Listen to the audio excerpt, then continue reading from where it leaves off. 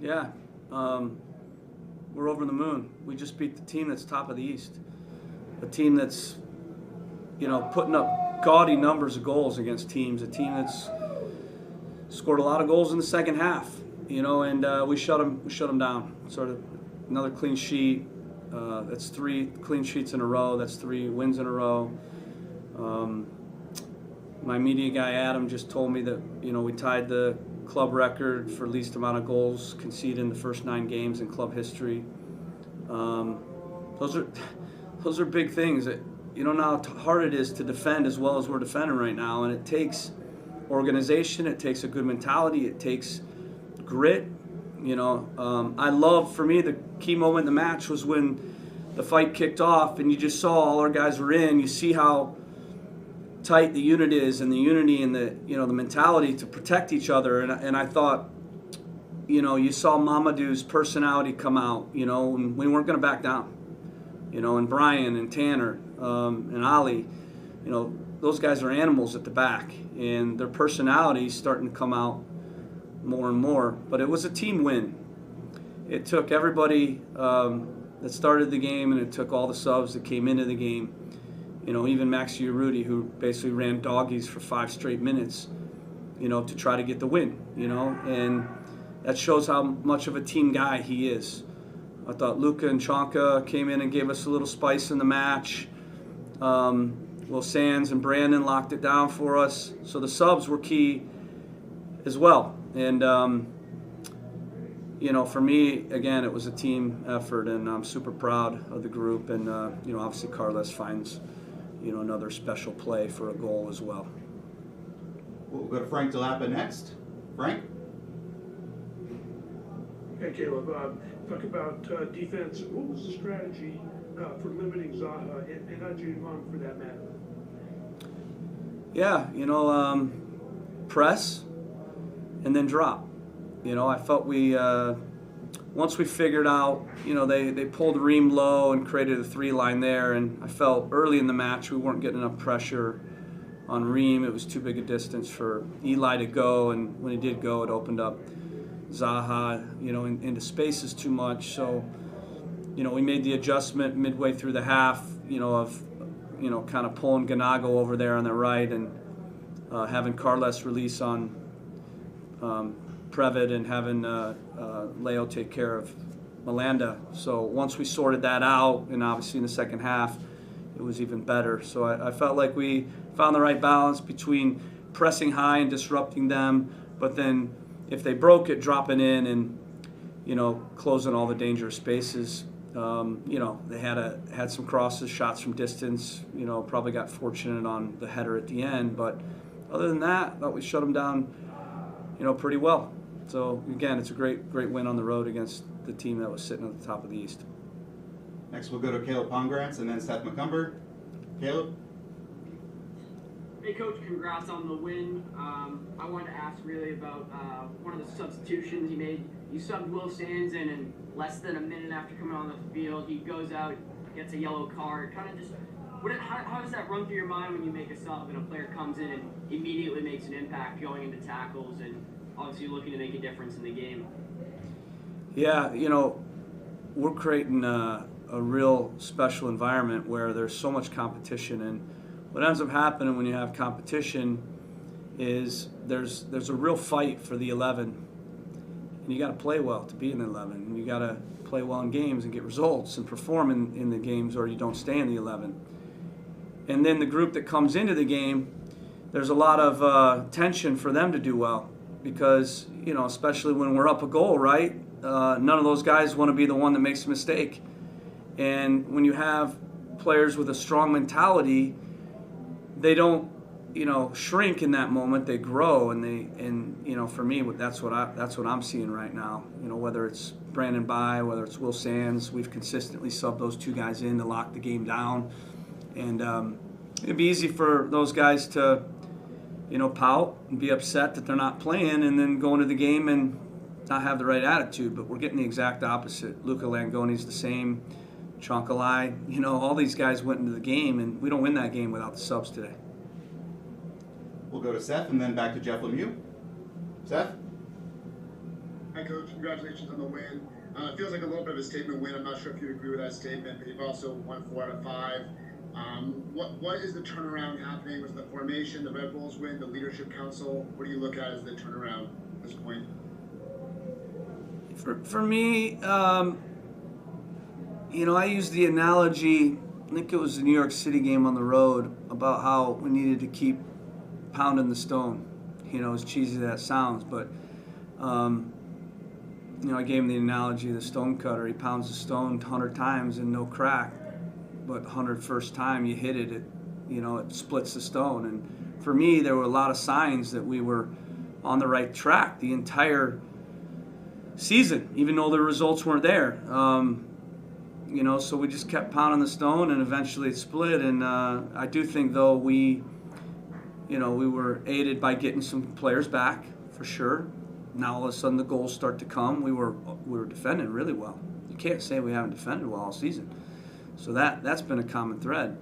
But now, we're getting more goals because we have a bit more quality, and also I think the formation change has just given us a little bit more in the boxes. And I, again, I think it's all down to the players. We could switch the formation, but if they don't play well in it, or if they don't work hard in it, if they don't buy into it, then it won't work. But I think what you're seeing is a real clear identity. We're going to be tough to play against every single game. We're going to be a good defensive team, and we're going to have a strong mentality. We're having a good unity, and we're going to find goals. It may not be 3-4, maybe it's 1 or 2, but I am confident that we will find goals. And for sure there are things to do better. Like, we're going to celebrate this. Obviously, it's a big win, but I told the guys on Tuesday we get back to work. I feel like we can keep training even better and improving. There are a lot of things that I already have in my mind that areas we can improve in. I still think we're missing some crosses. I thought today at times 1v1 defending, we could have done better early in the game. Still think there are times where we can be cleaner with the ball and keep the ball a little bit more. So we'll keep focusing on the improvement as we hopefully keep collecting points. We'll take one more question for Caleb. We'll go back to Jeff Lemire. Caleb, this was a little bit of a homecoming for Tanner Beeson. He's a North Carolina guy. It's the first time he's ever played in Charlotte.